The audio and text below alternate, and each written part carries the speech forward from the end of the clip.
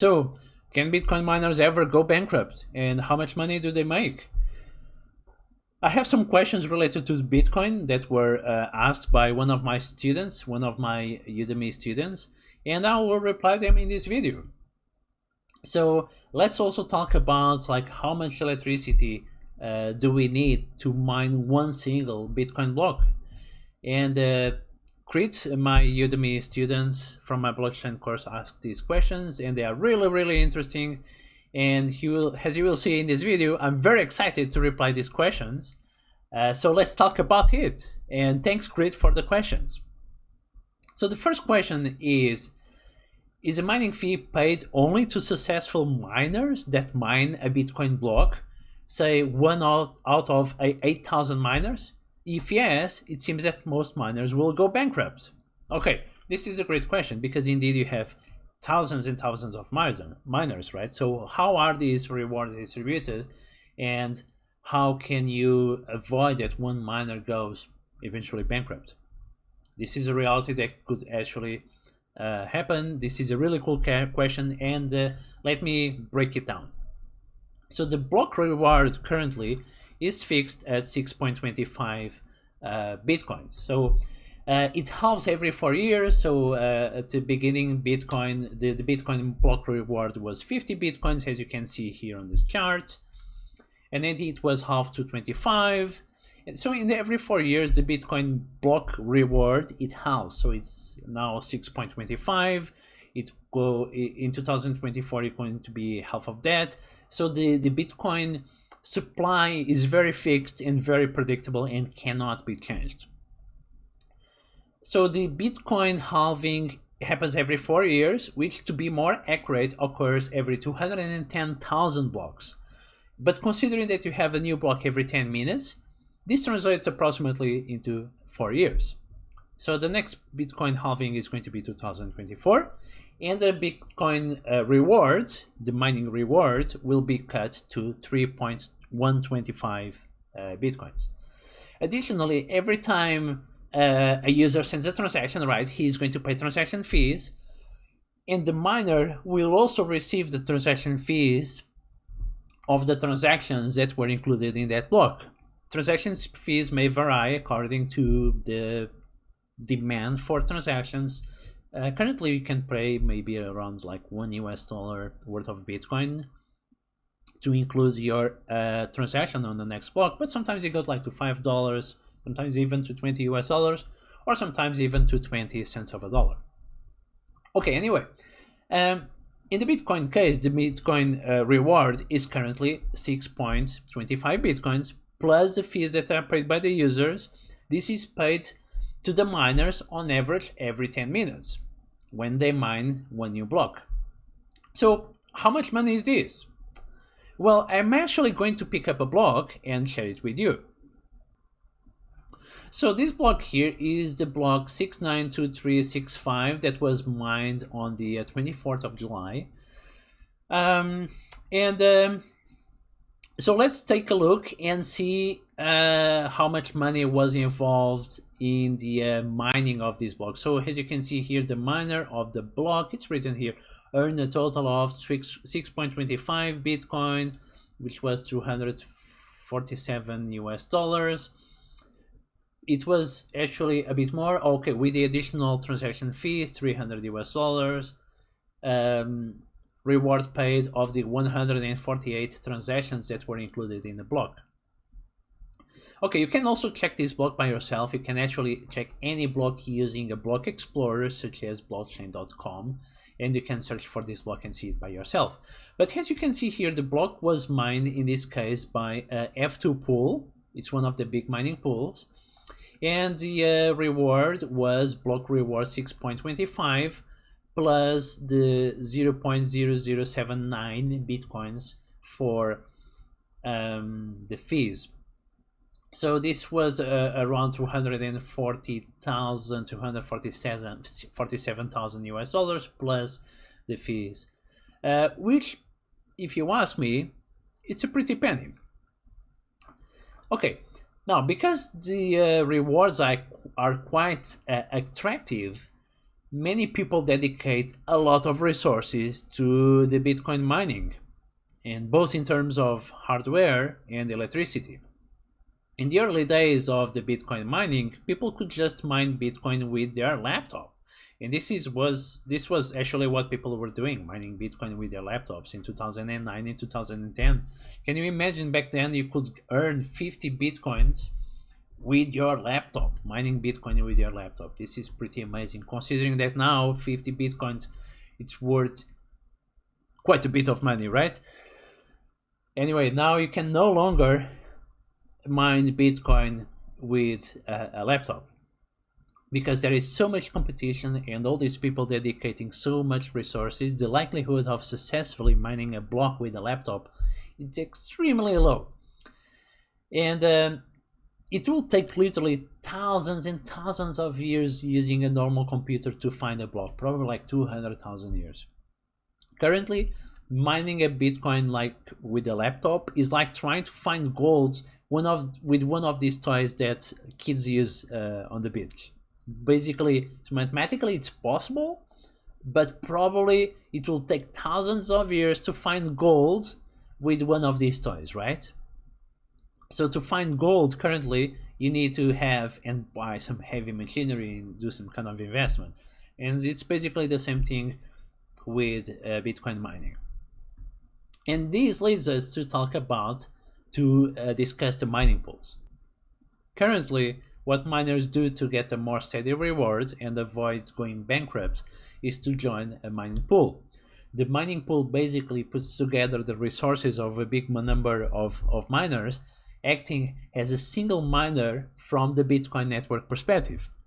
If a mining pool, for example, has 10% of the miners contributing to it, which is the case of F2 pool that we saw on the example, they will mine approximately 10% of the blocks. 10% of the blocks in one day is approximately 14 blocks. So 14 times 250,000 US dollars, something like that. Not bad, right? The miners will contribute to the pool and they will receive a reward according to their contribution, according to the hash rate that they contribute to the network. You can contribute with your personal computer, which is going to be like mining gold with a bit shovel, and you will receive the reward proportionally to that work, which will probably be like a few cents every month. On the other hand, people that have heavy machinery will contribute more to the mining pool and receive the rewards proportionally to their contribution. Even big mining farms with a lot of heavy machinery, they invest millions of dollars in equipment, they will join a mining pool in order to have a more predictable and stable reward. You can check like btc.com stats pool and search for the stats and how big are the mining pools and F2 pool and all that stuff. So I have another question from one of my students, and the question is, how much electricity does it require to mine one block? So how much electricity? It depends on the Bitcoin mining difficulty. The difficulty is adjusted every 2 weeks in order to maintain the blocks being produced on average every 10 minutes. When the miners join the network, the difficulty needs to be adjusted, so it goes up because more miners join the network and they discover the block faster than 10 minutes, or it may go down if miners leave the network in order to adjust again the blocks being produced on average every 10 minutes.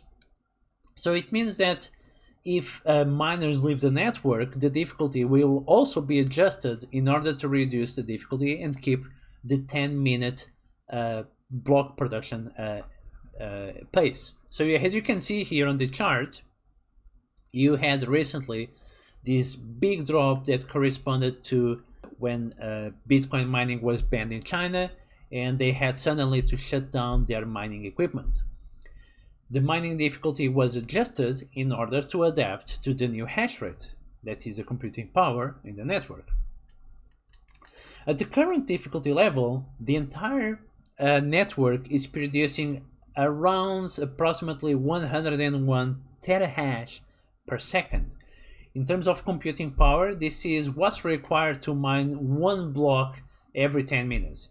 And just to give you an idea, 1 terahash is 10 to the power of 12, which means that is 1 with 12 zeros. So it's 1, 0, 0, 0, 0, 0, 0, 0, 0, 0, 0, 0, 0 hashes.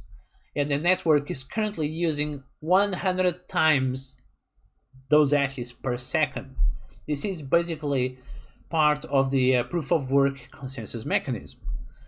Long story short, this hash rate is basically how many calculations the computers on the network are doing to solve the mathematical problem behind the proof of work mining, and that is necessary to mine Bitcoin blocks. So to mine one single block, one single Bitcoin block, you will need, I made these calculations for you. So basically you can follow the calculation. You have the current network hashing rate times 10 minutes. The current network hashing rate is 101 terahash per second times 600 seconds, which is on average 10 minutes. It will give you 60,600 terahash, which is this big number. And this is basically the number of calculations that the Bitcoin network is doing every 10 minutes to mine one single Bitcoin block. So you have this big number of hashes being done on average 10 minutes to mine one single Bitcoin block, if my calculations are correct. Let me know if you disagree. So to do all these calculations, it will require obviously quite a bit of electricity.